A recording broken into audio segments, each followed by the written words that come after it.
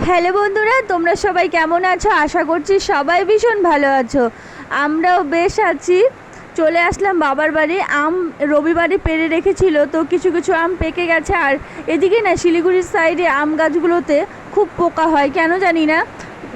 তো ভীষণ পোকা, মানে যে আমটাই কাটছি সেই আমটাই পোকা।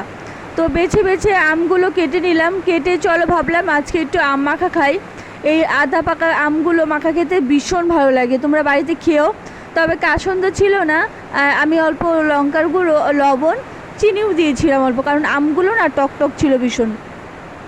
তো দেখতে পাচ্ছ মেখে সবাই মিলে খাওয়া শুরু করে দিলাম। আর মাম্মাম সোনা ওইখানে আছে, দেখতে পাচ্ছ। সোনা বাবা তো স্কুল গেছে, আর বাড়িতে থাকলেও ও আমটা খায় না। তো আমটা আমরা সবাই মিলে খেয়ে নিচ্ছি। আর এদিকে কদিন থেকে না মাম্মাম সোনার ওই ভ্যাকসিন দিয়ে আসার পর থেকে ভীষণ কান্নাকাটি করছে। সেভাবে আমি দুদিন তোমাদের সঙ্গে বড় ভিডিও শেয়ার করতে পারছি না।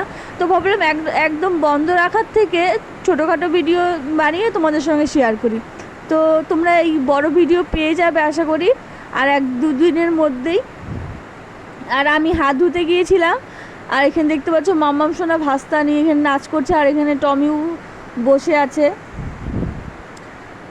তো আম মাখা খেয়ে বাড়িতে চলে আসলাম। আজ যেহেতু বৃহস্পতিবারের পুজোটাও আমি সেরে নিলাম।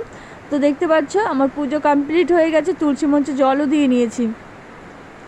তো তারপরে তোমাদের সঙ্গে কথা হচ্ছে এখন রাতে রান্নাবান্না শুরু করে দিয়েছি। আর চলো আজকের ব্লগ ভিডিওটা আমি এখানে শেষ করছি। কেমন লাগলো অবশ্যই জানিও, ভালো লাগলে লাইক কমেন্ট শেয়ার আর সাবস্ক্রাইবার অবশ্যই করো। আর আজকে তোমাদের সঙ্গে আজকেও একটা মিনি ব্লগ শেয়ার করলাম, কেমন লাগলো অবশ্যই জানিও। পাটা নাড়াতে পারছে না। আর আমি এখন দেখতে পাচ্ছ বড়া ভাজবো পেঁয়াজি।